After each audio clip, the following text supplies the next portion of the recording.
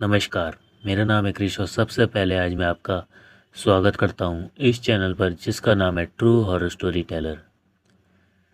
आज की हमारी जो ये कहानी है, इस कहानी के विषय में मैं आपको ज़्यादा कुछ नहीं कहना चाहूँगा, लेकिन केवल इतना बताऊँगा कि अगर आप देर रात तक बाहर घूमने का शौक़ रखते हैं तो शायद आज आपका ये शौक़ ख़त्म हो जाए। कहानी बहुत ही इंटरेस्टिंग है, मुझे पूरी उम्मीद है कहानी आपको ज़रूर पसंद आएगी। तो बिना ज़्यादा बातें करते हुए आज की इस कहानी को हम शुरू करते हैं। कहानी की शुरुआत होती है सुमित नाम के एक लड़के के साथ, जो कि एक ऐसा लड़का था जिसे आप आधी रात को भी अगर घूमने फिरने के नाम पर बुलाओगे और ये लड़का अगर जाग रहा हुआ, सोया नहीं हुआ, तो ये आपके पास हाजिर हो जाएगा। सुमित एक मिडिल क्लास फैमिली से बिलोंग करता था। इसकी दोस्ती यारी बहुत ज़्यादा थी, यानी ये समझ लीजिए अगर गेट पे भी खड़ा हो जाए तो 10 बंदे इसके ऐसे मिल जाएंगे इसे, जो इसे हाय हेलो करते हुए चले जाएं। बहुत ज़्यादा प्रसिद्ध लड़का था ये अपने एरिया का। अब होता क्या है, एक दिन रात के टाइम में सुमित ऐसे ही अपने जो एरिया का बाज़ार था वहाँ टहल रहा होता है। तभी सुमित के कंधे पे एक हाथ आता है। सुमित पलट के देखता है तो ये सुमित का एक दोस्त होता है जो कि नॉर्मल लगभग डेली ही सुमित के साथ टहला करता था रात को। अब इन दोनों में नॉर्मल हाय हेलो होती है और उसके बाद में इन दोनों का ये प्रोग्राम बनता है कि आज रात को घर पहुंचने से पहले एक मूवी देखेंगे, नई पिक्चर हॉल में लगी है, कोई पिक्चर देखेंगे, तब चलेंगे घर पे। उसके बाद में ये लोग पिक्चर हॉल तक जाते हैं। वहाँ जा कर के जब ये लोग टिकट खरीदते हैं और जब सुमित टिकट के पैसे देता है 2 टिकटों के, तो वो पिक्चर हॉल वाला जो था वो सुमित से पूछता है कि भाई साहब 2 टिकटें क्यों चाहिए। तो सुमित कहता है कि भाई मैं और मेरा दोस्त ही है। दोस्त थोड़ा पीछे को खड़ा हुआ था, तो पिक्चर हॉल वाला थोड़ा झांकता है और उसके बाद में 2 टिकटें निकाल करके दे देता है। सुमित को ये चीज़ समझ में नहीं आती। खैर ये लोग दोनों दोस्त मिल करके पिक्चर देखने पहुंच जाते हैं। नॉर्मल पिक्चर को एंजॉय करते हैं। सुमित कुछ खाता भी है पिक्चर के बीच में, मगर उसका जो दोस्त था वो कुछ नहीं खाता, वो नॉर्मल शांति से पिक्चर देखता रहता है। अब जब ये लोग पिक्चर देख करके लौट रहे होते हैं, तब सुमित का जो दोस्त है वो सुमित से कहता है कि भाई मेरी जो जहाँ मैं रहता हूँ उससे थोड़ी दूर पे एक एड्रेस बताता है सुमित को कि बोले भाई उस जगह पे जा कर के और मेरा नाम ले करके उन्हें ये बता देना, कुछ बात कहता है और कहता है कि उनसे थोड़े से पैसे देंगे वो तुझे और कुछ कागजात देंगे प्रॉपर्टी के, वो तू मेरे गांव तक पहुंचा देना। असल में सुमित का ये जो दोस्त था, ये जिस शहर में सुमित रहता था वहाँ बस रहता था, क्योंकि इसका काम वहाँ पे था शहर में। ये सुमित से काफ़ी बड़ा था एज में वैसे, तो ये बस उस जगह पे रहता था जहाँ सुमित रहता था। बाकी इसका जो रिलेशन था सुमित के दोस्त का वो गाँव से था। तो सुमित से कहता कि भाई ऐसे ऐसे मैंने एक जगह प्रॉपर्टी के कागजात और पैसा रख रखा है, उनसे तू ये बात कह देना कि मैंने भिजवाया और ये सब बता देना, तुझे वो प्रॉपर्टी के कागजात और पैसा दे देंगे और उसको ले जा कर के तू मेरे घर वालों को दे देना गांव में। तो सुमित कहता है भाई अच्छा चल मैं दे दूंगा, लेकिन मैं क्यों दूँ, तू खुद करना अपना ये काम, मुझसे क्यों कह रहा है। तो वो कहता है दोस्त कि भाई देख मैं तुझसे वादा, तू मुझसे वादा कर दे, देख मेरे को ये काम कर देना चाहे कुछ भी हो जाए, देख तू मुझसे वादा कर दे, देख मैं किसी कारण से तुझसे ये कह रहा हूँ कि तुझे ये काम करना है, वरना मैं नहीं कहता, और तू बस मेरा ये काम कर दे। ऐसा थोड़ा गिड़गिड़ाने सा लगता है सुमित के आगे, सुमित का दोस्त। तो सुमित उसकी बात को मान जाता है और कहता है चल ठीक है मैं वादा कर रहा हूँ, पैसा पहुँचा दूंगा और ये जो कागजात है तेरे घर तक पहुँचा दूंगा, लेकिन तूने ये मुझसे ही क्यों कहा। तो वो दोस्त कहता है कि बोले मुझे तुझ पर विश्वास है इसलिए मैंने तुझसे ही कहा, अब तू बस मेरा इतना काम कर दे। उसके बाद में सुमित और उसका दोस्त वापस चलने लगते हैं। उसका दोस्त अपने रास्ते निकल जाता है, सुमित अपने रास्ते निकल जाता है। नॉर्मल सुमित अपने घर पे पहुंच जाता है। उसके बाद में अगला दिन आता है। अगले दिन सुबह जब सुमित उठता है और उठने के बाद में अपने घर के बाहर जा कर के नॉर्मल ऐसे ही खड़ा होता है, तभी इसके 2-4 ऐसे ही दोस्त यार मिलने सुमित से आते हैं और वो आकर के थोड़े मतलब चुप चुप से होते हैं। तो सुमित पूछता है भाई क्या हो गया, बड़े चुप हो, क्या हो गया। तो वो लोग बताते हैं, बोले भाई तुझे नहीं पता। बोले क्या। बोले वो जो तो हमारा दोस्त है ना, वो फला फला जो ऐसे ऐसे गांव से आकर के यहाँ जॉब कर रहा है। बोले हाँ हाँ, कल रात मिला था मुझे। दोस्त कहते कल रात मिला था तुझे? पागल हो गया क्या? परसों रात उस मर चुका है वो, एक्सीडेंट हो गया था उसका। गांव से लौट रहा था वो किसी काम से, पता नहीं कैसे मिल जाएगा तुझसे। तो सुमित कहता है, बोले भाई तुम लोग क्या बेवकूफ़, सुबह ही मैं ही दिखा तुम्हें सुबह सुबह बेवकूफ़ बनाने के लिए, यहाँ पे आकर के मुझे बेवकूफ़ बना रहे हो। बोले कब मर जाएगा वो? कल मिला है मुझे, कल उसके साथ जाकर पिक्चर देखी है मैंने यार, कैसे मर जाएगा वो? तो कहता है, बोले भाई कुछ क्या मिल गया तुझे, कुछ और मिल गया क्या? बोले तू चल उसके घर चल, जहाँ वो रहता है, चल मैं तुझे दिखाऊं। तो सुमित कहता है चल। अब वो जो दोस्त था वो भी सुमित के घर से ज़्यादा दूर रहता नहीं था। तो सुमित उसके घर पहुंचता है, जा करके देखते हैं तो उसके घर में ऐसा मतलब दुखी सा माहौल, और सुमित का दोस्त होता नहीं उसके घर में। अंदर जाके सुमित को पता चल जाता है कि उसका जो दोस्त है वो परसों रात मर चुका है एक्सीडेंट में। गांव से लौट रहा था, एक्सीडेंट हो गया था और उसमें मर गया था वो। अब जब सुमित को ये बात पता चलती है तो उसकी हो जाती है हवा टाइट, बहुत बुरी तरीके से। और वो उसके बाद में अपने उस दोस्त के घर में बिल्कुल भी नहीं रुकता और सीधे अपने घर में आकर के बैठ जाता है। और एक कोने में जाकर के जब वो बैठा होता है सुमित, तो उसके घर वाले उसके पास पूछने आते हैं, तो वो चेक करते हैं कि सुमित को अच्छा खासा बुखार चढ़ गया होता है। अब सुमित को डॉक्टर के पास लेके जाया जाता है, दवाई ववाई दिलाई जाती है। सुमित किसी को कुछ भी नहीं बता रहा था कि उसके साथ क्या घटित हुआ। खैर ये दिन तो सुमित ऐसे ही डरते डरते काट देता है। अब अगले दिन सुमित से रहा नहीं जाता, तो उसके साथ सारी घटी घटना सुमित अपने फैमिली मेम्बर्स में सबको ये बता देता है कि मेरे साथ क्या क्या हुआ। सब इसके घर वाले इन सब चीज़ों में बिलीव करते थे, तो वो सुमित की सारी बात को मान भी लेते हैं। उसके बाद में काफ़ी डांट भी पड़ती है सुमित की अपने घर पे, मगर उसके बाद में सुमित के जो फैमिली मेम्बर्स हैं वो सुमित से कहते हैं कि उस आत्मा ने तुझसे आखिरी बार क्या कहा। तो सुमित बताता है, बोले ऐसे ऐसे मुझसे कही थी कि एक कागजात हैं और पैसा है, ये मेरे गांव में पहुंचा देना, मेरे घर तक, और वादा कर दिया था मैंने उससे कि मैं पहुंचा दूंगा।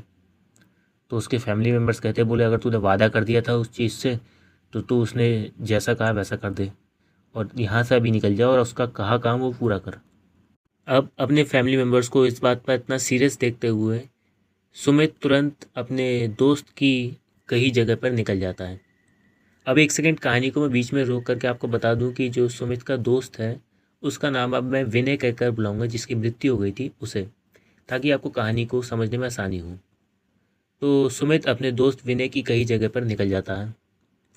उसके बाद में सुमित जब वहाँ जा रहा होता है तो रास्ते में उसे ध्यान आती है कि जहाँ विनय रहता था वो भी तो उनके रिश्तेदार ही थे और वो भी तो गांव में जा रहे होंगे विनय के। तो सुमित उसके बाद में सीधे विनय के जो रिश्तेदार थे उनके घर पहुंच जाता है और वहाँ जा कर के उन्हें कुछ इस तरीके से ये बात बताता है कि ऐसे ऐसे विनय के प्रॉपर्टी के कागजात और पैसा एक जगह पे रखा हुआ है और वहाँ से आप लोग गांव जा रहे हो तो लेते हुए चले जाना, ऐसा कहता है। तो उसके जो रिश्तेदार होते हैं विनय के, इस बात को मान लेते हैं तुरंत और कहते हैं कि हाँ हम पैसा और कागजात ले जा कर के और वहाँ दे देंगे गांव में विनय के घर पे, और तुम चिंता मत करो बेटा, तुम अपने घर चले जाओ। अब सुमित उनसे कह करके अपने घर पे आ जाता है। अब ये चीज़ सुमित ने क्यों करी? क्योंकि सुमित इस चीज़ से डर चुका था कि अगर मैं विनय के घर में ज़्यादा घुसूंगा या उसके ज़्यादा कांटेक्ट में आऊँगा तो कभी मुझे उसकी आत्मा दोबारा दिखनी ना शुरू हो जाए। इस चीज़ से वो डर चुका था, इसलिए वो बीच में ही हार मान जाता है और एक आइडिया उसके दिमाग में आता है कि ऐसे ऐसे रिश्तेदार को बता दे रहा हूँ, इसलिए वो ये चीज़ कर लेता है और उनके विनय के रिश्तेदारों को बता देता है और अपने घर पे आ जाता है और घर वालों से ये कह देता है कि मैंने जैसा उसने कहा था मेरे दोस्त ने वैसा मैंने कर दिया, जैसा मुझे विनय ने कहा था। अब इसके बाद में सुमित उस दिन नॉर्मल अपना दिन बिताता है और रात को जब सोता है उसके बाद में सुमित के साथ घटित होती है एक घटना। होता क्या है, सुमित रात को नॉर्मली सो रहा होता है, लेकिन जैसे ही 2:30 बजे का समय आता है तभी सुमित को ऐसा लगता है उसके सीने पर कोई बैठा हुआ है। बहुत दबाव सा फील होने लगता है सुमित को। उसके बाद में सुमित जैसे ही अपनी आँख खोल के देखता है तो उसके सीने पर उसका वही दोस्त विनय बैठा हुआ होता है और उससे कहता है, तुझसे मैंने कही थी ना कि मेरे घर वालों को मेरे प्रॉपर्टी के कागजात और पैसा दे आ, मगर तू गया क्यों नहीं?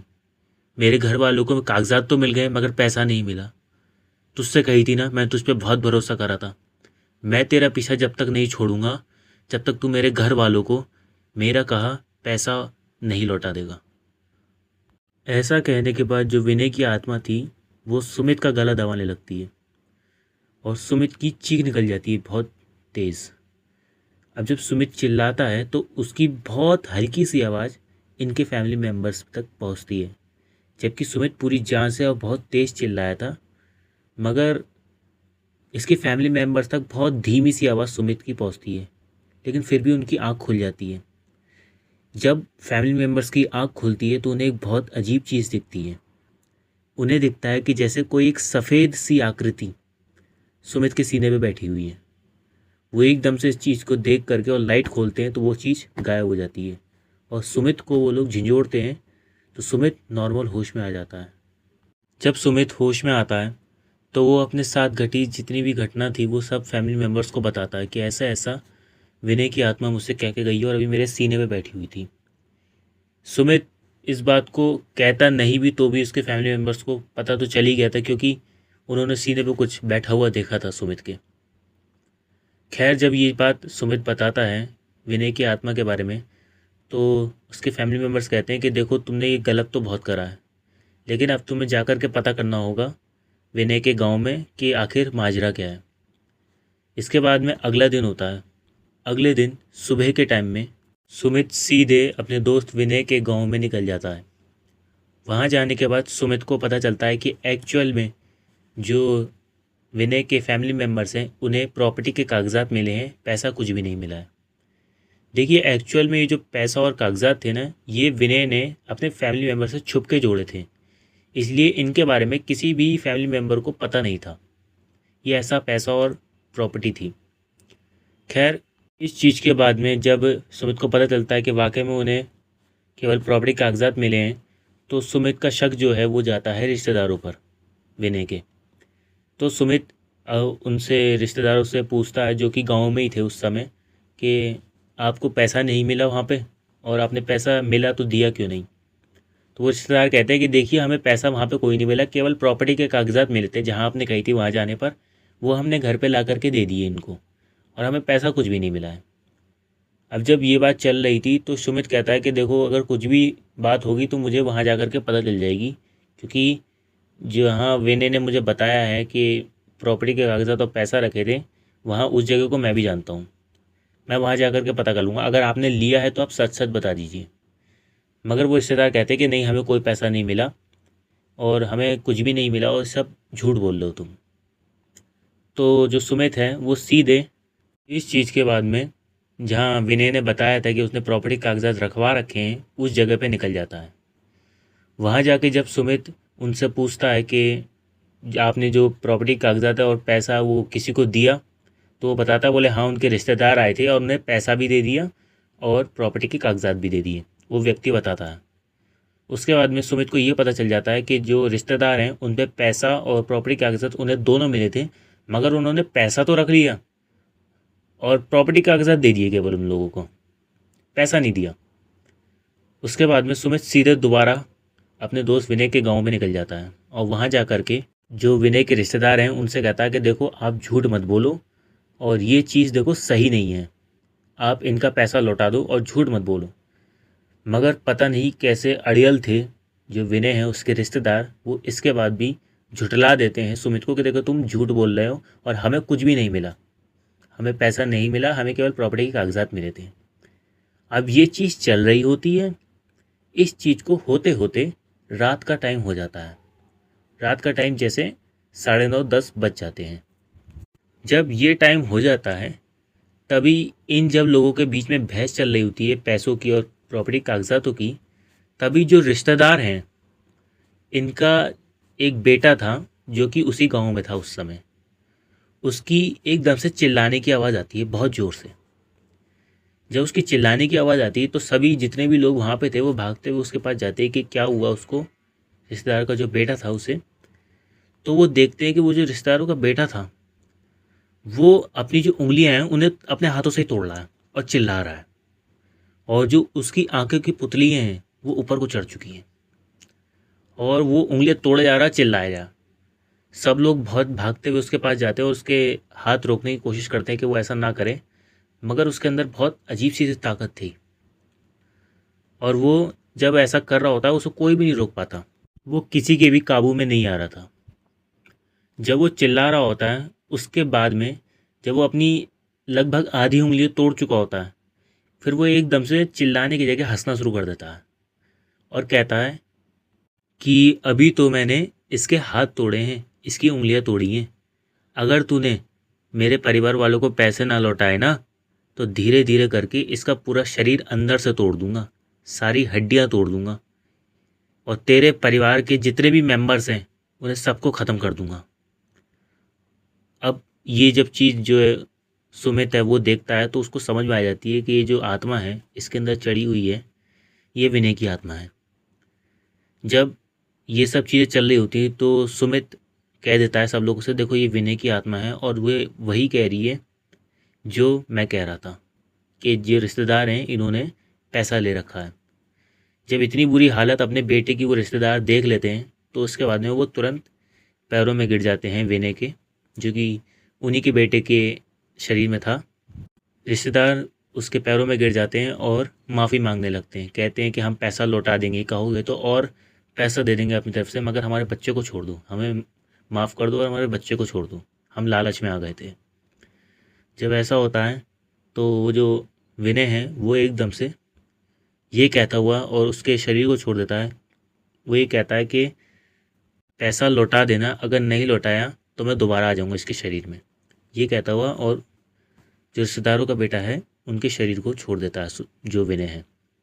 उसके बाद में जो विनय के रिश्तेदार थे वो तुरंत जितना भी पैसा उन्होंने एक तरीके से चुरा रखा था, जो विनय का जोड़ा हुआ था, उसे विनय के फैमिली मेम्बर्स को लौटा देते हैं और उस गांव को तुरंत वो जो रिश्तेदार है वो उसी समय छोड़ देते हैं। उसके बाद में खैर ये जो विनय की आत्मा है किसी को भी दिखाई नहीं देती। बस इस घटना के कुछ दिनों के बाद में जो सुमित है उसके सपने में एक रात दोबारा विनय आता है और उससे धन्यवाद कहता है, ये कहता हुआ कि दोस्त तूने मेरी मदद कर दी और मेरे फैमिली मेम्बर्स को पैसा दिलवा दिया, ऐसा धन्यवाद कहता है सपने में और गायब हो जाता है। उसके बाद में सुमित दोबारा अपनी ज़िंदगी नॉर्मल जीने लगता है और विनय कभी उसे दोबारा दिखाई नहीं देता। तो इसी बात के साथ आज का हमारा जो ये किस्सा है ये यहीं समाप्त होता है। अगर आपको इस कहानी में कुछ समझ में नहीं आया हो, कुछ कंफ्यूजिंग लगा हो, तो आप कमेंट बॉक्स में मुझसे पूछ सकते हैं। और अगर आपको ये कहानी अच्छी लगी हो तो आप लाइक शेयर कमेंट ज़रूर करें।